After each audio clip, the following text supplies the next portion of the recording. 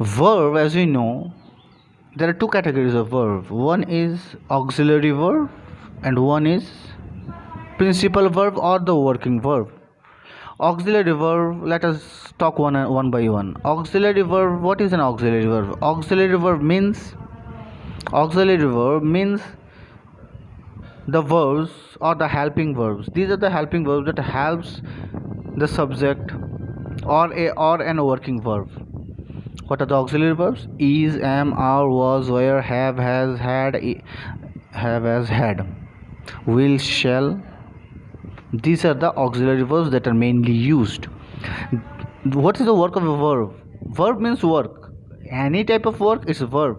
But what verb actually does is that it shows the time of the work.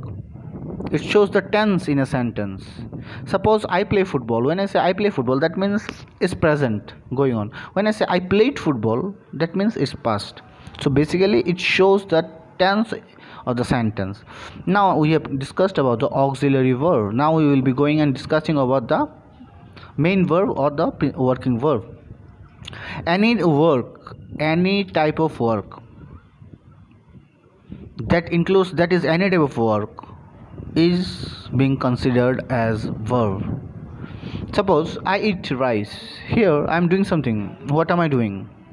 I am doing what? Eating. What I am eating? Rice. So what I am doing? I am eating rice. Here eating is being used. It is a work. To eat is also a work. Secondly, when I am sleeping, you might think, where is he? He is asleep. At that time, he is asleep, not sleep. He is asleep. At that time, asleep is not a verb because someone else is saying, what is he doing? Sleep. When I sleep at night, or I am sleeping. At that time, I am doing the work. As we all know, like when we sleep also our brain works, our body, our heart, everything goes on working. So even as we are relaxing, our whole body or the mechanism of our body goes on again and again, although our senses may not be there. Verb means only work, any type of work, in conscious or in unconscious mind. What is the difference between conscious and unconscious mind? The conscious mind is that we do knowingly. Suppose this is my hand. Now I will be making sounds with my hand.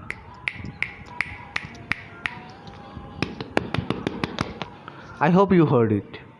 I made the noises with my knowledge. I am conscious. I'm not thinking about something other else or something else. I'm conscious. Basically sometimes this happens, like suppose we are studying. At that time a fly is flying here around, or a fly is like whimpering around our ears, making the sizzling noise, whatever it is. So our concentration is here on the studies. At that time when the fly moves here and there, our hands automatically goes and grabs them.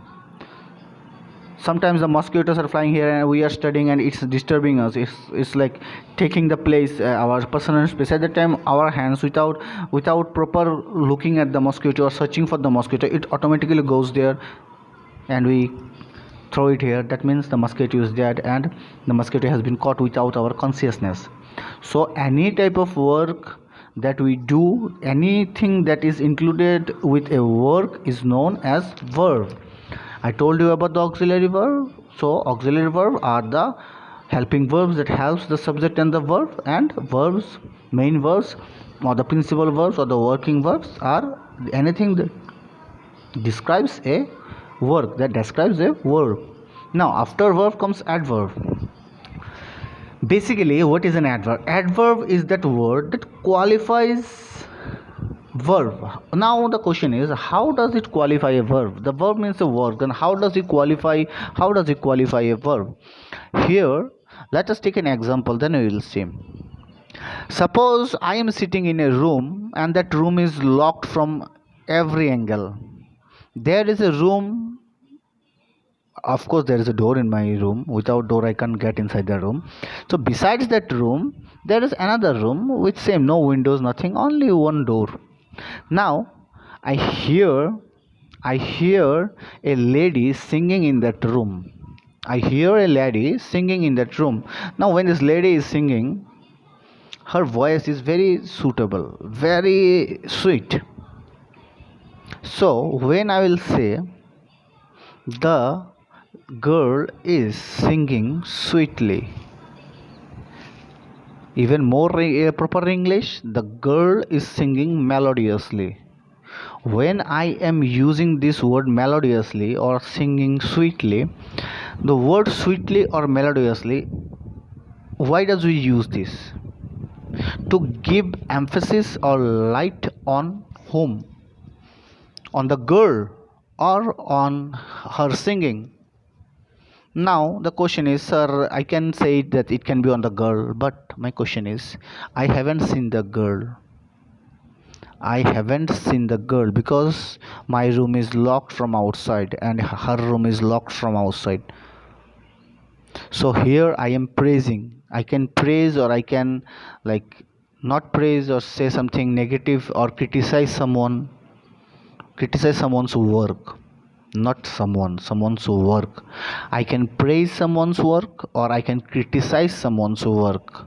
When I do that, it's adverb. I will give an example of criticize and one example of praising. As I have said, the lady is singing beautifully. The lady is singing beautifully. Here the word beautifully is used. Now we will ask the word. Always remember one thing before I say adverb. Always, mostly the adverb comes with the words that ends with ly.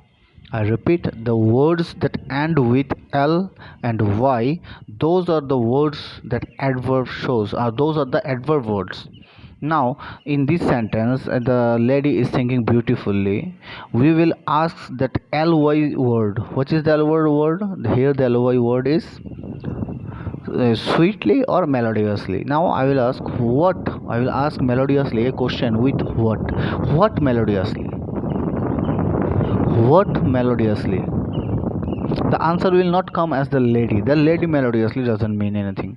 Singing melodiously, matlab she is singing and the song or the voice of her is melodious. So singing melodiously. Here we find out that the word is giving praise to her singing. I haven't seen her in face. I might not have seen her in face, but from hearing I say, nah, her sound is good. See, look at her, or look at her sound, or hear her sound is so good. So here I am giving importance, or I am emphasizing it, or I am praising her sound. Similarly, if we criticize, it will go the same thing only, and it will continue that way only. Suppose same sentence, she sings awkwardly. She sings awkwardly. She sings beautifully, melodiously, and she sings awkwardly. Here, awkwardly means something that's not right or something that's not melodious. So I will ask again. I will ask awkwardly because ly is that verb. So I will ask him anything that is ly. I will ask that one what. If the answer comes as a verb, then it is adverb. Like suppose awkwardly, I will ask what awkwardly. If the answer comes as the lady, it is if the answer comes as the lady, sorry, if the answer comes as the lady, then it will not be an adverb. It has to qualify, it has to point out the good or the bad of a verb. So let us ask, the woman sings awkwardly. Here awkwardly, what awkwardly? Is the woman awkward? No. What awkwardly? The singing means sings awkwardly. So here the sings is verb. So the word that qualifies, says good or bad of an adverb is called of a verb is called an adverb. Clear? Then comes the adjective. The most important is that adjective. The adjective is what? It is also the same. It does like adverb only, but this time we will be speaking about the noun or the pronoun directly. A word that qualifies good or bad quality, that says good or bad quality of a noun or pronoun, because both are used for name or instead of name. So a word that qualifies noun or pronoun is called an adjective. Also there are some quantity also. Sometimes the quantities are also being used in adverb. Let us discuss this. Adjective, quality of adjectives. Okay, adjective, the first thing I said was that it modifies or it says good or bad of noun or pronoun. It says the quality. Suppose he is very tall. He is very tall. Here, how is he? How is he? Tall is his quality. He is very short. Here it's not his quality, but it defines the word is being used to define the noun. Sahil is a tall boy. When I say the name Sahil and when I use it as tall, at that time the tall word is being used for whom? Obviously for Sahil. So the words that says the noun or pronoun, it qualifies them. It may be good, it may be bad. The fat boy fell down. The fat boy fell down the street. The fat boy, here we are identifying the boy as what? The fat boy. So the fat is being used for him, for the noun. So any word that is saying the quality of a person or noun. Jaipur is a beautiful city. Here Jaipur is a noun, obviously. Now the beautiful is being used for Jaipur. How? What beautiful? City. Which city? Jaipur city. What beautiful? Jaipur. So Jaipur city is a beautiful city, or Jaipur is a beautiful city. At that time we are using the words that conveys us or modifies to us a noun or a pronoun is called adjective. Also there are some quantity, like there are 5 apples, give me 5 apples. Here the 5 apples is quantity. There are 5 apples or there are 8 oranges, these are quantity. Countable and quantity is also being differentiated in 2 parts, countable and uncountable. Countable means that we can count. Give me 5 apples, give me 10 bucks, give me 100 rupees, whatever, we can count it. Uncountable are those that we can count. We can have an idea, but we can count them. How? Suppose we are in some wedding reception. At that time when we are in some wedding reception, we are doing it. The waiter is coming to us and the waiter is saying us, sir, would you like some rice? The word that some is being used, or would you like some more rice? This some or more, whatever we are using it. Can you say how much is this some or how much is this more? Does we weigh it up?